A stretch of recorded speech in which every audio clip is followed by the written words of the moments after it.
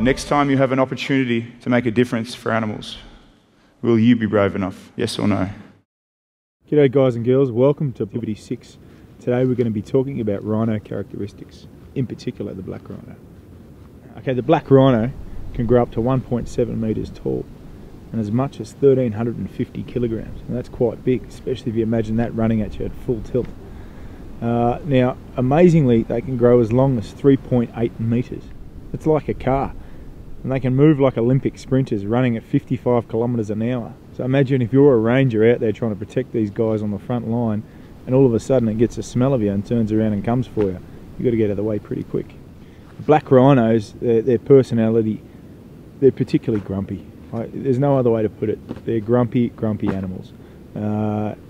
If you get in their way, if you upset them, they're going to come at you, and they're going to come at you quickly. And they tend to live in these small or solitary existence. You know, they hang around by themselves, sometimes in a small little herd, as opposed to the white rhino, which is more of a herding animal, and they're happy to live amongst each other. But black rhino is very territorial, very grumpy. Yeah, don't get in their way. And the rhinos have fantastic hearing, and you'll see on top of their head they've got these two little ears, and they're just constantly moving around 180 degrees, and they're like these little radar dishes. And they're just looking to pick up anything in the bush. You know, they don't have fantastic eyesight, and so they rely on their sense of smell and their sense of hearing to alert them to any threat or any danger that's in their immediate area. Yep. The rhinos have these beautiful, big, round eyes and these little eyelashes, and it's quite cool when you're fortunate enough to get up very close to them, or even if you just see a photograph or see them on television. But unfortunately, they don't have the greatest eyesight. And so, you know, they do rely on their other senses to help them out. The rhinos have this really thick yet soft skin. It's up to 2 centimetres thick, and it protects them when they're walking through all the thick bush and the thorns and the scrub. And in the folds of the skin you'll often see ticks if you get up close, and they've got a good little working relationship there with the oxpecker. Oxpecker will come down and just help them stay clean and get to those really annoying parts. And when there's no oxpeckers around, you'll see them rolling in mud in a little watering hole, and then getting up, let the mud dry, and then they'll go and scratch it against a tree, and all the ticks will come off the skin there. When you're living in the bush and around rhinos, you get to see the different ways they behave. And when you see the ways they behave, you get to hear the different sounds they make, and it varies from like a growl or a deep snort, almost like a lion, to this high pitch like, which it doesn't sound right coming from a 1.5 ton animal, but it's very cool to be around actually.